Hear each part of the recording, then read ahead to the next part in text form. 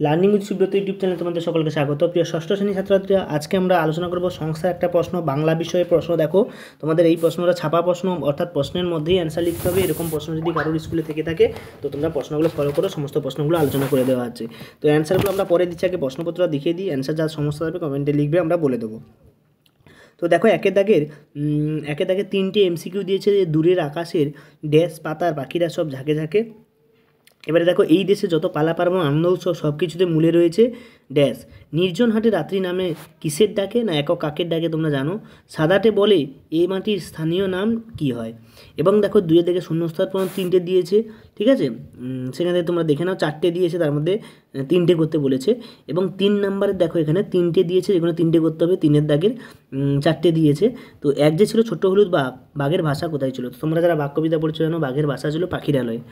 আমি একটা কমলি গাছ করেছি, তাই তো। বক্তা বাগানের কলমি গাছ করেছেন কেন? হ্যাঁ, করেছেন। কোন বাগানে কলমি গাছ করেছেন? ওকে চাইনে দুঃখ নিতে ওকে বলতে কাকে বোঝানো হয়েছে?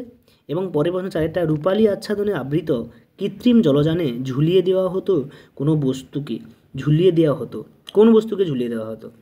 2 নম্বর পেজে কী বলেছে দেখো, 2 নম্বর পেজে 4-এর দাগের এখানে 3টে প্রশ্ন বলেছে, 2টো করতে হবে 2 নাম্বার করে।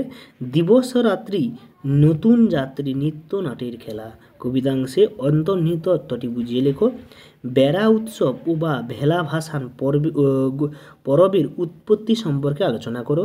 ক্ষেত্রব্রত কীভাবে পালিত হয় সেটা লিখতে হবে। এবং দেখো, 3 নম্বর পেজে 5-এর দাগে 2টো প্রশ্ন দিয়েছে, কিন্তু করতে হবে একটা 2 নাম্বারের। এই পদ্মটিকে মানভূমি দেয়ালচিত্রের প্রতীক বলা হয়। উল্লেখিত পদ্মটি চিত্রটি বিবৃত করো।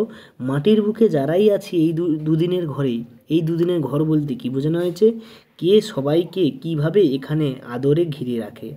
পরে প্রশ্ন, হযবরল গল্প অবলম্বনে যে প্রশ্নগুলি উত্তর দাও। কি আশ্চর্য, এজন্য তুমি এত ভয়ানক করে হাসছো? কে কী কারণে ভয়ানক করে হাসছে লেখো। লাল গানে নীল সুর, হাসি হাসি গন্ধ গানটিকে কাদের উৎসাহে কতবার গেয়েছিল? 7-এর দাগে দেখো, এখানে সমচ্চারিত ভিন্নাত্মক শব্দ বলছে গিরিশ এবং উপাদান এখান থেকে দিয়েছে। তারপরে বলছে ঘড়ির ড্যাশ তাকিয়ে বসে আছি, ঘড়ির দিকে হবে, যেকোনো একটা করবে। তারপর দেখো, এখানে উপসর্গ ভর এবং অনু, তাই না? উপসর্গ অনুভব করতে বলেছে। এবং নিচে বিশেষ্য এবং বিশেষণ করতে বলেছে।